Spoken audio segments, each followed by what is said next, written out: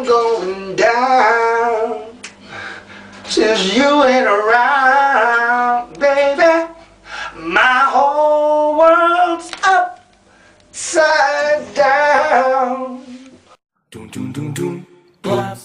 What's up, GLAB Squad? Welcome back to another What Off Wednesday. This week is another Q&A week, but this week we're answering the questions that you guys left for us. I hope you guys enjoy it. This question comes from Nettie Tonight. Isn't that kind of like a sexy YouTube name? It's so suggestive. Nettie Tonight. Name one wish that has been fulfilled and one wish that has not been fulfilled. Well, I've been wishing for a while now that my brother and his wife have a baby, and currently they're pregnant, or she's pregnant, and they're expecting their first baby. Yay! And one wish that hasn't come true for me is, when I was 12 years old, I wished for a huge dildo. I'm just kidding. I've been wishing that my Spanish gets better, but it still sucks. Granted, it's a lot better than it was when I first landed here, but it still sucks. So I'm still working on that wish to come true. Okay, the next question is also from Nettie Tonight. Nettie asks us, what is the first thing that we notice about a guy? And honestly, the first thing I notice about a guy, the first impression that I get is from his breath. Bad breath for me is a deal breaker. I just can't get over it. If somebody has bad breath, it's like, bleh.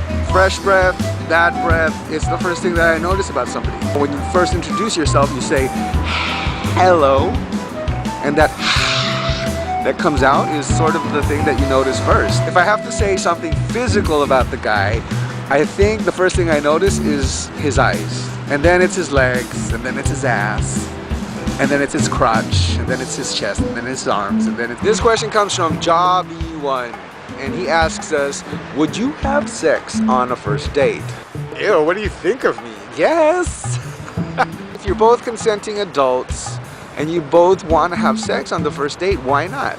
This next question is also from GLAB, and he asks us, what is the best date and the worst date you've ever been on? I can't really recall any specific best or worst dates, but I can tell you that the worst dates for me usually are with guys that do nothing but talk about themselves all night long.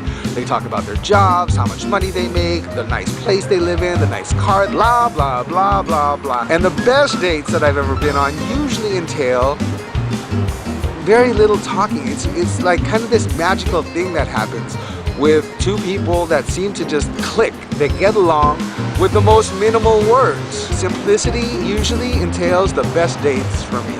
Nothing special, nothing wild, nothing crazy. And if sex happens, it happens, right? The next question comes from It's Sky. She's so awesome. Her question is, what is our favorite thing about the city or town that we live in? And you know what?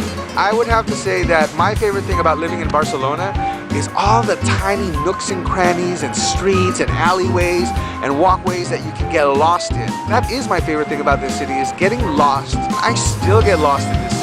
I take a little turn here and I'm like, whoa, where am I? Wow, this is so exciting. It's just amazing.